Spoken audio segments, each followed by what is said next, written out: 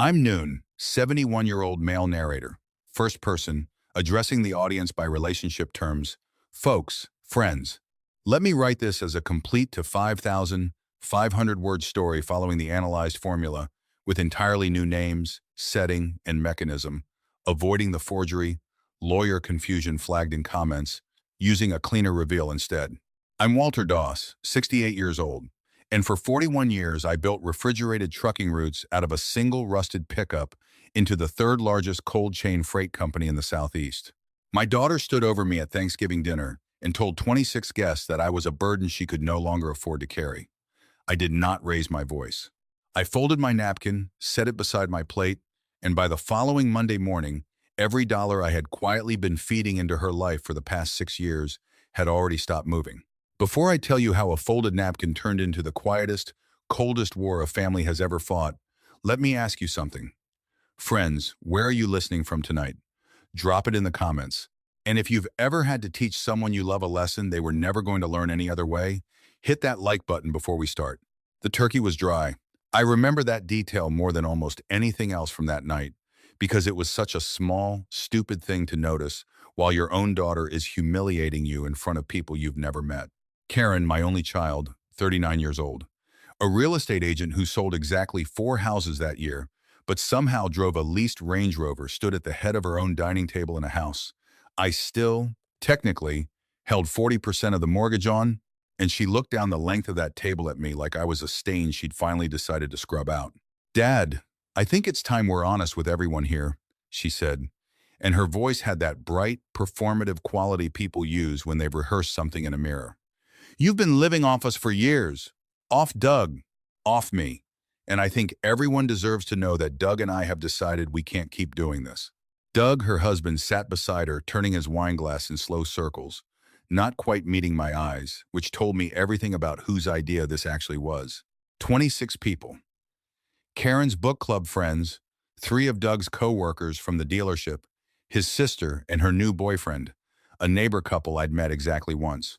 26 strangers and near strangers watching an old man get gutted over green bean casserole. "We think it's best," Karen continued. And here it came, the line she'd clearly been saving, "if you found your own place. Somewhere that fits your budget. Because this," she gestured at the chandelier, the table, the whole gleaming performance of a house, "this isn't really sustainable for someone in your position anymore." Someone in your position. As if I were a line item on a spreadsheet she was finally getting around to cutting. I want you to understand something about my position, friends, because Karen certainly didn't. 11 years ago, when Doug's used car lot was hemorrhaging money and about to fold, I wired him $60,000 to keep the doors open, structured as a private loan through a small holding entity I'd set up decades earlier called Bear Claw Logistics Holdings, a name nobody in my family had ever bothered to ask about, because nobody in my family had ever bothered to ask me much of anything. That loan was never called. I let the interest accrue quietly, on paper, the way you let a garden grow wild when you're not ready to harvest it yet. 4 years ago, when Karen wanted to move into this house, a house that, on paper, Doug and Karen owned outright, I co-signed the mortgage under a clause neither of them read closely, because the closing agent was a man named Frank Delgado, who'd worked for me for 19 years before he went into title work. And Frank always made sure my paperwork protected me first and explained itself second.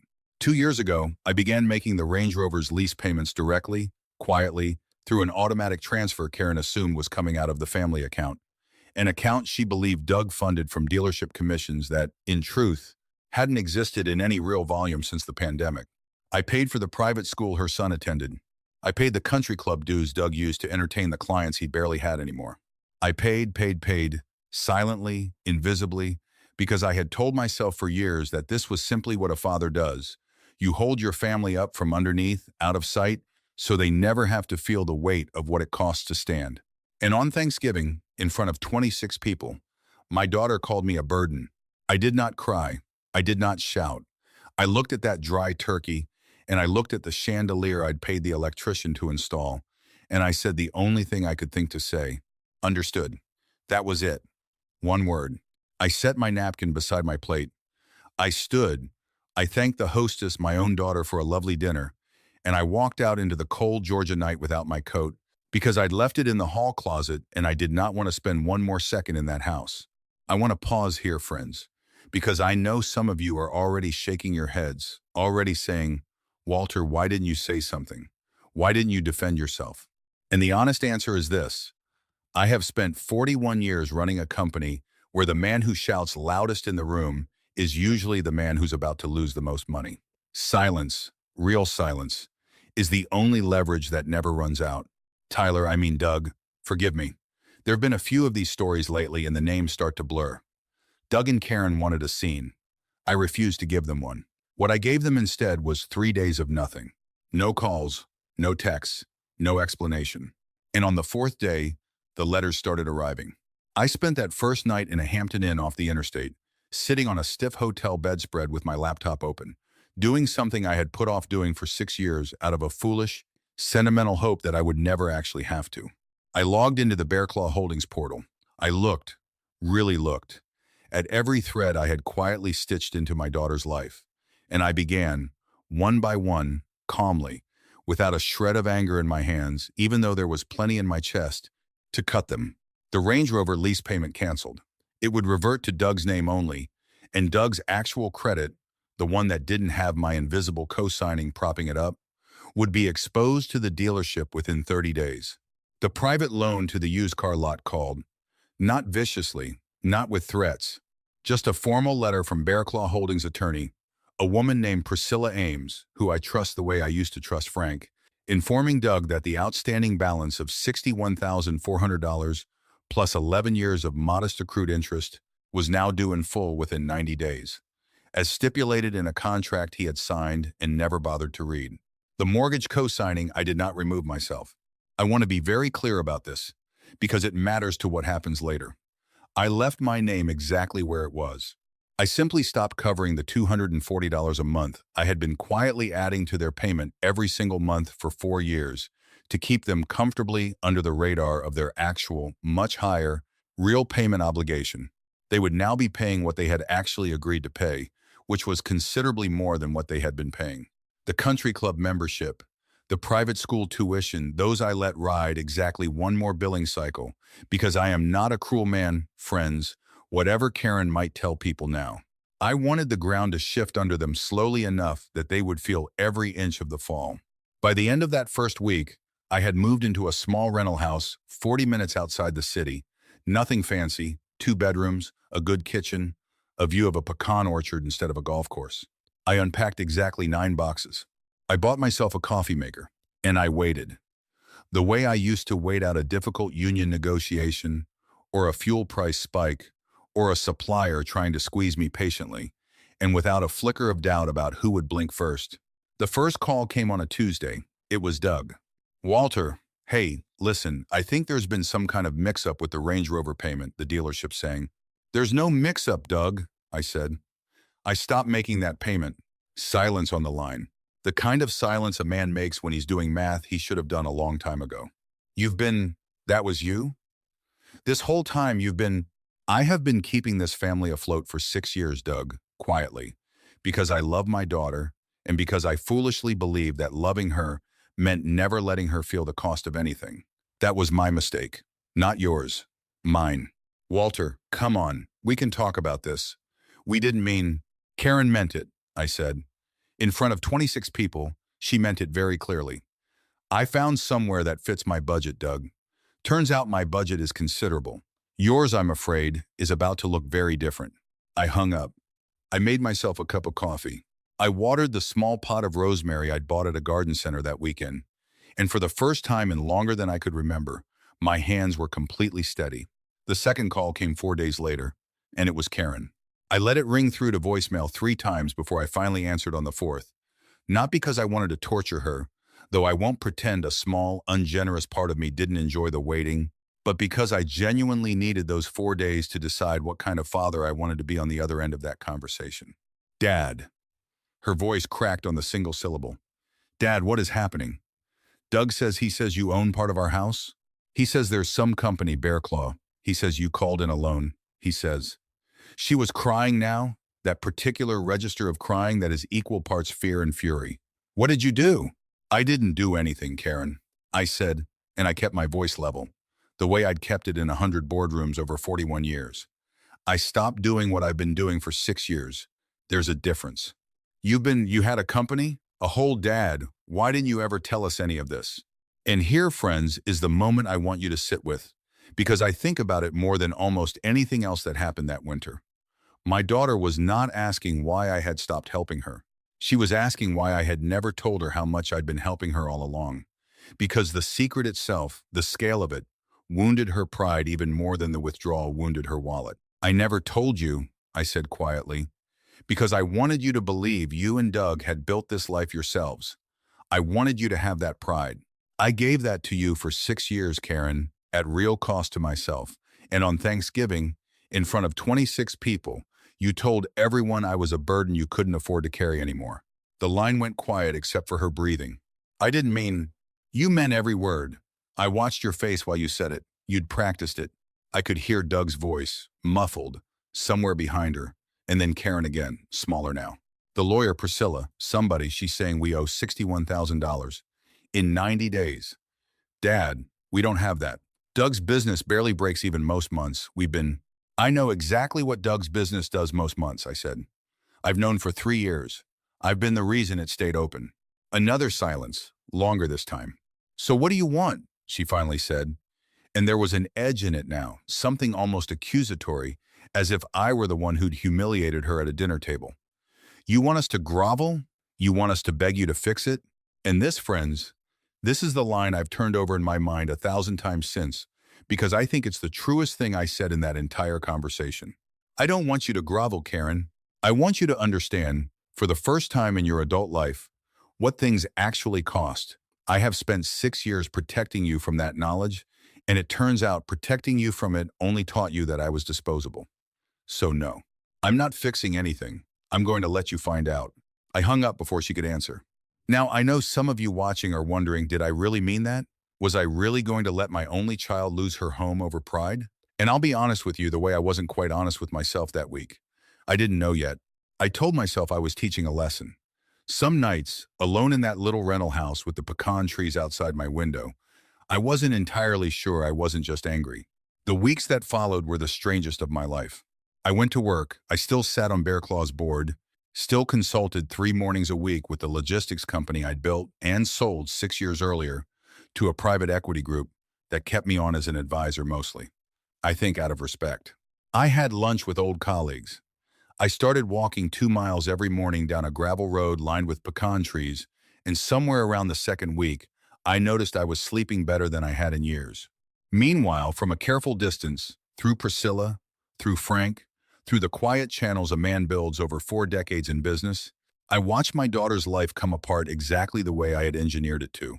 The dealership called in Doug's outstanding floor plan financing when they discovered, through a routine credit check triggered by the loan servicing change, that his real revenue numbers didn't match what he'd been representing to his own lenders. That wasn't my doing directly, friends. That was simply the truth finally becoming visible once I stopped painting over it every month.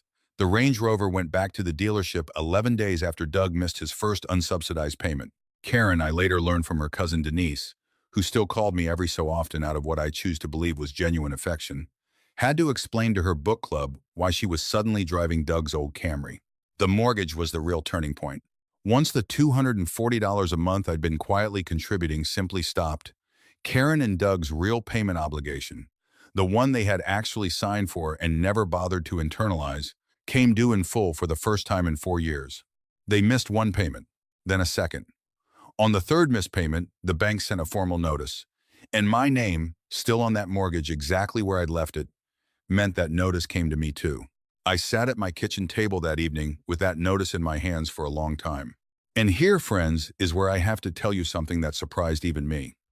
I had spent 6 weeks building what I told myself was justice. But holding that notice, seeing my daughter's address printed above a warning about foreclosure proceedings, I did not feel triumphant. I felt like a man looking at a controlled fire that had gotten slightly larger than he intended. I drove to the house the next morning. I hadn't been back since Thanksgiving. Karen answered the door looking like she hadn't slept properly in a month. The chandelier behind her was still gleaming, absurdly, over a front hall that was starting to fill with moving boxes. "You're here to gloat," she said flatly. "I'm here. I said, because I got the mortgage notice too. And because a man can only watch a fire he started for so long before he has to decide whether he's willing to let it burn a house down. She let me in. Doug wasn't home at a second job, she told me, driving for a delivery service some evenings now, something that would have been unthinkable to either of them 4 months earlier. We sat at the same table where she'd humiliated me, and for the first time in longer than either of us could probably remember, we actually talked instead of performing at each other. I was scared, she finally said, and her voice had none of the brightness from Thanksgiving in it now. Doug's business was failing, and I didn't know how to tell you. And it felt easier to be angry at you for existing than to admit we'd built this whole life on money we didn't actually have. You were always there, quietly making things work, and I think some part of me hated you for it, because it meant I never had to grow up and figure out how to make things work myself. I want to be honest with you, friends. That did not erase 6 years of quiet resentment I hadn't even realized I was carrying, and it certainly didn't erase Thanksgiving. But it was the first true thing my daughter had said to me in longer than I could remember. And 41 years of running a company taught me that you cannot rebuild anything. A supply chain, a company, a family, on top of a lie. You can only rebuild on top of the truth, however late it arrives. I did not simply write a check and make it all disappear. I want to be clear about that, because I think that's the part some of you might be hoping for, and it's not the lesson I actually chose to teach. What I did instead was sit down with Karen and, later, with Doug, and restructure things honestly for the first time in 6 years. The Bear Claw loan I extended, formally, at a real but manageable interest rate, with a real payment schedule that Doug would meet from an actual, disclosed income, because I insisted he take an operations manager job at a friend's dealership across town, instead of pretending his own failing lot was still a business. The mortgage, I stayed on as a co-signer, but only after Karen agreed, in writing, that she would go back to selling houses full-time instead of the 2 or 3 she'd been half-heartedly closing each year while she played at a lifestyle she couldn't actually afford. It took them 14 months to climb back to solid ground. 14 months of a smaller house they eventually moved into. Of a used sedan instead of a leased Range Rover.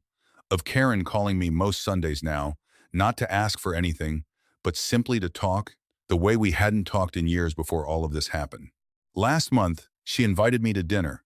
Not Thanksgiving this year, she said, only half joking, that she wasn't sure the family was ready to reclaim that particular holiday just yet. It was just a Tuesday. Just the 3 of us. In a smaller kitchen, with a chicken she'd roasted herself instead of a caterer. And it was, without question, the best meal I have eaten in years, because for the first time in longer than I could remember, nobody at that table was performing for anybody else. Near the end of the night, as I was putting my coat on, Karen stopped me at the door. I used to think, she said slowly, that the money was what made you strong, that you could just fix anything, quietly, from a distance, and never have to actually stand in the room and take it. But that's not what this whole thing taught me. What it taught me is that the strongest thing you ever did wasn't the money at all. It was walking out that night without a word and letting me finally feel the weight of what things actually cost. I didn't have an answer for that, friends, not right away. I just hugged my daughter at her front door, the way I used to when she was small enough to lift off the ground, and I drove home to my little rental house and my pecan trees and my rosemary plant, which, I should tell you, is doing beautifully. I still own that house now, the one with the pecan orchard. I never moved back to anything bigger, even after things settled. Some of you might find that strange for a man who built an empire out of a single truck. But I've learned something at 68 that I wish I'd understood at 38. The size of the house you live in was never actually the measure of what you'd built. The measure was always whether the people inside it would still choose to sit at your table if you had nothing left to give them but yourself. My daughter chooses that now, every single week. And friends, I will take that over a chandelier any day of my life. If this story meant something to you, if you've ever had to love someone quietly enough that they never knew what it cost, or if you've ever had to walk away from a table without raising your voice to finally be heard, tell me where you're watching from tonight, down in the comments. Hit subscribe if you want to hear more stories like this one, and I'll see you in the next chapter.